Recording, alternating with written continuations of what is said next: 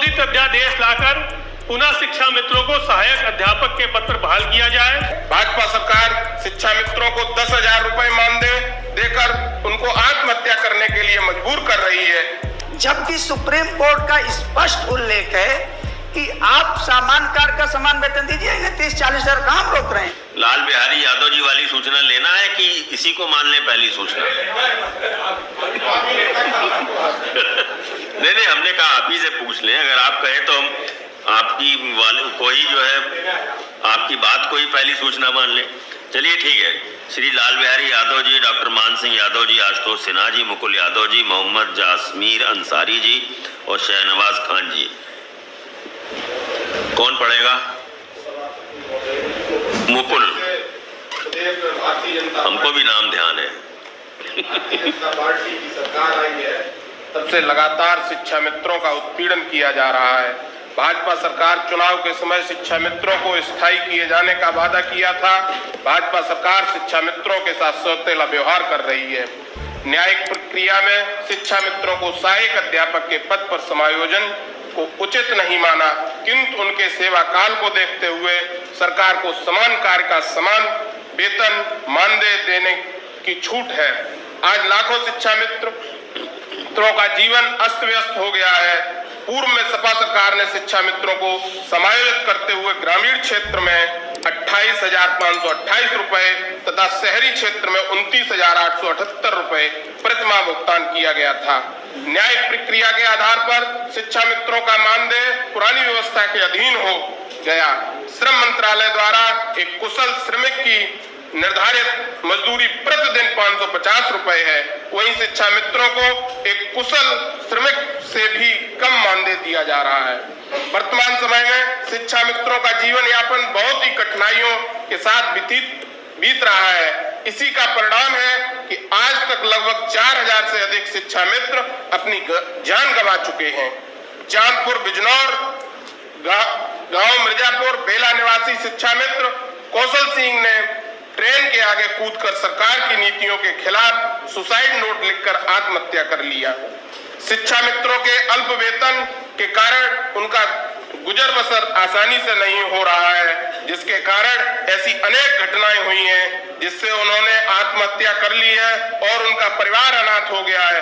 सरकार उन निराश्रित परिवारों के प्रति संवेदनशील नहीं है और सरकार का उनके प्रति निष्ठुर व्यवहार के कारण उनका परिवार भी मरणासन हो रहा है। जबकि सरकार को उन निराश्रित शिक्षा मित्रों जिन्होंने विभिन्न समस्याओं बंद अपनी जीवन लीला समाप्त कर ली है, उनकी मदद मुआवजा देना चाहिए। माननीय उच्चतम न्यायालय द्वारा कई अपने निर्णयों के में समान कार्य के लिए समान वेतन का सिद्धांत प्रतिपादित किया है। भाजपा सरकार शिक्षा मित्रों को 10,000 रुपए मानदेय देकर उनको आत्महत्या करने के लिए मजबूर कर रही है, जिस कारण शिक्षा मित्रों और उनके परिवारों में भाजपा सरकार के प्रति भारी रोष व्याप्त है। अतः लोक महत्व के तत्कालिक विषय में सदन की कार्रवाई रोककर चर्चा की मांग करता हूँ। माननीय आशुतोष सिन्हा जी। मान्यवर, 1999 के बाद जब भारतीय जनता पार्टी की सरकार केंद्र सरकार में आई, भारतीय जनता पार्टी, तो जब केंद्र सरकार में आई तब से शिक्षा जो गरीब का बच्चा पढ़ता है वो गांवों में इसी में प्राथमिक विद्यालयों में ही पढ़ता है। प्राथमिक विद्यालयों में ताले लटक गए। जब ताले लटक गए तो केंद्र सरकार ने और राज्य सरकार ने तय किया कि 65% केंद्र देगा, 35% राज्य देगा और एक शिक्षा मित्र उन्होंने बनाने का काम किया। और वास्तव में गरीब गांव में जो गरीब का बच्चा पढ़ता है, गरीब मजदूर किसान के बच्चों को पढ़ाने के लिए गांवों के जो प्राथमिक विद्यालय थे उसके लटके तालों को और किसी ने खोलने का काम किया था, तो वो शिक्षा मित्र थे। और शिक्षा मित्रों ने जब शुरुआत की तो 2250 रुपए से शुरुआत उनकी हुई और आज इतने महंगाई के जमाने में भी आज मात्र 10,000 रुपए में वो काम कर रहे हैं, वो भी मात्र 11 महीने के लिए कर रहे हैं। तो आज वास्तव में जैसा हमारे साथी कह रहे थे, आज कुशल श्रमिक से भी कम पैसे में शिक्षा मित्र शिक्षा देने का काम कर रहा है और शिक्षा मित्र से शिक्षा देने का काम नहीं कर रहा। शिक्षा मित्रों से जनगणना, बाल गणना, मध्याह्न भोजन से लेकर हर काम शिक्षा मित्रों से लिया जा रहा है, लेकिन उनके दुख लगाने का काम भारतीय जनता पार्टी की सरकार नहीं कर रही है। मैं आपसे बड़े विनम्रता से बताना चाहता हूं माननीय सभापति जी, 2017 में जब विधानसभा के चुनाव चल रहे थे तो हमारे देश के आदरणीय प्रधानमंत्री जी ने बनारस में ये बात कही कि अगर उच्चतम न्यायालय से भी अगर इनको राहत मिलेगी या नहीं मिलेगी, लेकिन भारतीय जनता पार्टी की सरकार इनके साथ खड़ी है। उनके कहने का मतलब ये था कि अगर सुप्रीम कोर्ट से भी उनको न्याय नहीं मिल पाएगा या लगेगा कि उनके पक्ष में निर्णय नहीं आया है तो ये अध्यादेश लाएंगे, अध्यादेश लाकर इनको नियमित करने का काम करेंगे। लेकिन आप उसके बाद 2017 से लेकर 2022 का भी चुनाव हो गया, लेकिन शिक्षा मित्रों के दर्द में मरहम लगाने का काम भारतीय जनता पार्टी की सरकार नहीं कर रही है।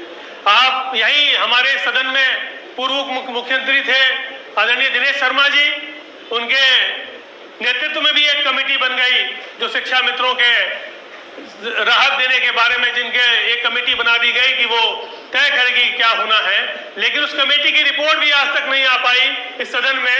मैं माननीय सभापति जी आपके माध्यम से सरकार से जानना चाहता हूं कि उस कमेटी की क्या रिपोर्ट है, क्या उस कमेटी ने रिपोर्ट तय की, क्योंकि शिक्षा मित्रों के मामले में मैं कुछ बहुत महत्वपूर्ण मांगे हैं। मैं ज्यादा कुछ न कहते हुए सिर्फ पॉइंट पे बात करना चाह रहा हूं। जो 2-4 महत्वपूर्ण मांगे 5 मेरी हैं वो मैं आपके समक्ष, सदन के समक्ष रखना चाहता हूं कि संशोधित अध्यादेश लाकर पुनः शिक्षा मित्रों को सहायक अध्यापक के पद पर बहाल किया जाए। भारत का राजपत्र 10 अगस्त 2017 लागू हो। समान काम का समान वेतन लागू कर 62 वर्ष हेतु इनकी सेवा नियमावली बनाई जाए। एनसीटीई के 23 अगस्त 2010 के पैरा 4 में शिक्षा मित्रों को शामिल करते हुए शिक्षा मित्रों को अध्यादेश लाकर टीईटी की परीक्षा से छूट प्रदान की जाए। जिन शिक्षा मित्रों ने इस आंदोलन में अपने प्राणों की आहुति दे दी है, उन शिक्षा मित्रों के परिवार के एक सदस्य को सरकारी नौकरी दी जाए और उसका मुआवजा भी दिया जाए। साथ ही साथ आंदोलन के दौरान जिन शिक्षा मित्रों पर मुकदमे लगे, झूठे मुकदमे भारतीय जनता पार्टी की सरकार ने लगाए हैं, वो सारे झूठे मुकदमे शिक्षा मित्रों के वापस होने चाहिए। मैं 2 शब्द कहते हुए अपनी बात खत्म करना चाहता हूं कि यूपी के शिक्षा मित्रों का हुआ हाल बेहाल है। वर्षों की सेवा का फल मिला बहुत कमाल है। बेटी सयानी बेटा भी करता कई सवाल है। आगे खाई पीछे कुआं बड़ा विशाल है। आज शिक्षा मित्रों का हाल वास्तव में बहुत बेहाल है।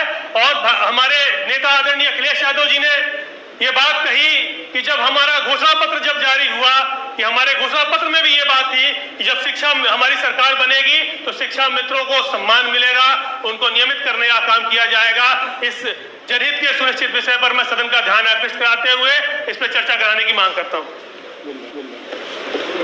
अब माननीय डॉक्टर मान सिंह जी, 2 लोग बोलते हैं, कितने लोग बोलेंगे? अब लाल बिहारी जी नहीं बोलेंगे? अच्छा ठीक है, बोलिए डॉक्टर मान सिंह जी, बोलिए। माननीय सभापति महोदय जी, यह बहुत ही गंभीर प्रकरण है और निश्चित तौर पर जिस देश में यह कहा गया हो कि गुरु गोविंद दो खड़े और काके लागों पाए, यानी कि गुरु को भगवान के ऊपर का दर्जा दिया गया है, और आज ऐसे गुरुओं की क्या स्थिति है? क्या सरकार इतनी संवेदनहीन हो चुकी है या ये बदले की भावना में काम करना चाहती है? मैं सिर्फ यही कहना चाहूँगा सभापति महोदय कि कैसा हम तर्क कर रहे हैं। एक तरफ अगर 10 साल कोई वकालत कर लेता है तो उसको अनुभव के आधार पर जज बनाया जा सकता है, और अपने देश में, प्रदेश में जब शिक्षा के लिए कहीं से कोई रास्ता नहीं सूझ रहा था तो जो गांव का टॉपर विद्यार्थी था उसको शिक्षा मित्र के माध्यम से जिम्मेदारी दी गई कि आप बच्चों को पढ़ाने का काम करें। माननीय सभापति महोदय, ये बड़े दुख के साथ कहना पड़ रहा है कि हम लोग कई बार इस पर बहस करते हैं, चर्चा करते हैं, फिर उठ करके चले जाते हैं, और वही छोटे छोटे बच्चे जो अनाथ हो जाते हैं, 2-2, 3-3, 4-4 साल के बच्चे, जब हम जाते हैं देखते हैं कि उन बच्चों को या उस परिवार को सरकार 1 रुपए का न कोई मुआवजा, न कोई मदद, न कोई सहायता, किसी प्रकार की अगर सहायता कोई कभी दिया हो तो मानव बताएं। मुझे लगता है कि शायद हम ग्रामीण परिवेश से आते हैं और मैं देखा करता था कि गांव में जब कोई घटना घट जाती थी तो उस दिन गांव में भोजन नहीं बनता था या उस घर में भोजन नहीं बनता था। अगर भोजन बन भी जाता था उसके गले के नीचे नहीं उतरता था। आज संवेदनाएं कहाँ ठहर गई हैं? आज एक तरफ मृत्यु का तांडव हो रहा है और हम अट्टहास कर रहे हैं। मानव, ये दुख का विषय है। एक शिक्षा मित्र अंतरराष्ट्रीय जो जसप्रीत सिंह बांधवा थे, पूर्व प्रदेश अध्यक्ष सूचना अधिकार का, उन्होंने कहा कि ऐसे त्रासदी भरे जीवन को हम अंत करना चाहते हैं और ये पत्र के माध्यम से उन्होंने कहा कि हम सामूहिक इच्छा मृत्यु चाहते हैं। मान्यवर, यहाँ मैं एक पत्र का जरूर उल्लेख करना चाहूंगा कि एक शिक्षा मित्र ने कहा कि सरकार अगर हमारे खून की प्यासी है तो मानवर, ये पत्र उन्होंने, यह पत्र खून से लिख करके, अपने खून से लिख करके इस पत्र को भेजा कि अगर सरकार खून की प्यासी है तो अपने खून से हम पत्र लिख रहे हैं। मानवर, मैं जो चर्चा करना चाह रहा था, सरकार केवल, मैं अगर एक लाइन में कहूंगा तो केवल सरकार के अंदर ये कीड़ा घुस गया है कि इन शिक्षा मित्रों की समाजवादी पार्टी की सरकार ने किया है, इसलिए हम इनको कभी इनकी सहायता नहीं करेंगे। मानवत, ऐसी हट धर्मता, ऐसे लोकतंत्र में माननीय नेता सदन मुस्कुरा रहे हैं। ये मीडिया बंधु अगर कहीं भी देखिए, ये खून से लिखा हुआ पत्र मेरे पास भेजा गया है। अरे हो गया, आगे बढ़िए। नहीं, आगे भी बढ़ूंगा माननीय सभापति महोदय। अगर इतनी संवेदनहीनता है, अगर इस मुद्दे को कि यहाँ एक तरफ लाशें उठ रही हैं और एक तरफ मुस्कुराहट है, तो मैं आगे भी बढ़ूंगा मानव, निश्चित तौर पर। बिल्कुल बढ़िया। नहीं, वो तो मुस्कुराहट कहाँ से है वो तो आप बेहतर जान रहे होंगे। मानवर, मैं सिर्फ इतना चाहता हूं कि अगर सरकार लोकतंत्र के प्रति, समाज के प्रति और जिन गुरुओं को भगवान का दर्जा दिया गया है, अगर उनके प्रति जरा भी गंभीर है तो कम से कम सुप्रीम कोर्ट का जो एक कथन है कि यदि आप समान कार्य का समान वेतन देते हैं, ये सरकार अपनी दलील क्या देती है कि सपा ने नियम विरुद्ध कर दिया। अपनी बात मनवाने के लिए वही तर्क बार कि नियम विरुद्ध कर दिया, जबकि सुप्रीम कोर्ट का स्पष्ट उल्लेख है कि आप समान कार्य का समान वेतन दीजिए, इन्हें 30-40 हजार काम रोक रहे हैं। माननीय सभापति महोदय, मैं एक आपको डायरी दिखाना चाहता हूं। ये डायरी है, इसमें क्रमवार जितने शिक्षा मित्रों की मृत्यु हुई है, जिन्होंने सुसाइड किया है, पूरा इसमें लिख करके पूरी डायरी भरी पड़ी है।